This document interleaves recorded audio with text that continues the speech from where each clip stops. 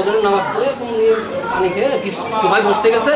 বসতে যাওয়ার পরে আর কি মাথা ঘুরে পড়ে গেছে। পরে আমার ছোটো ভাই ও ডাকছে ঘুম থেকে ওঠার পরে উনি তাড়াহুড়ো করে সদরে নিয়ে আসছে। সদরে নিয়ে আসার পরে চিকিৎসা দিছে প্রাথমিকভাবে।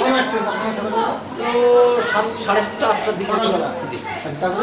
তারপরে ওইভাবে দেখাচ্ছে ছোটো ভাই ছিল, আমি আমার ছোটো ভাই ছিল, আমি পরে আসছি।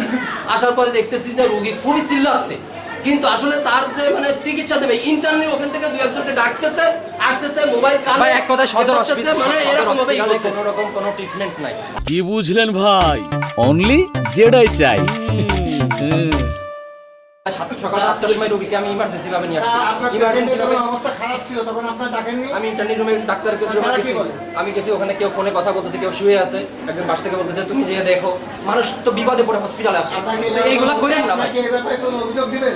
অবশ্যই আমার রোগীটা আমার তো আমি তাকে সকালে ইবনে সিনায় নিয়ে গেছি, তাকে আমি টেস্ট মানে এখান থেকে যখন এখানে ইমার্জেন্সি ভাবে তাকে মানে হুইল চেয়ারে তাকে নিতে পারি না, আমি স্টে চেয়ারে করে তাকে অ্যাম্বুলেন্সে করে নিয়ে ওখানে আমি টেস্ট করাইছি। এখান থেকে তাকে তাদের কোনো টেস্ট হবে না, এবং ওখানে ভর্তি করাইতে চাইছি, সেটাও আমি করতে পারি। দুইটা মেয়ে কি হবে, এদের ছোট ছোট বাচ্চা, এদের কি হবে? মা ছাড়া তারা কিছু বোঝে না। ছোট বাচ্চারা কি করবে এখন? আর এটা 3 নম্বর বাচ্চা। ধৈর্য ধরেন, ইনজেকশন দিছি, ইনজেকশন দিয়েই তো মারছে। ইনজেকশন দেওয়ার পরে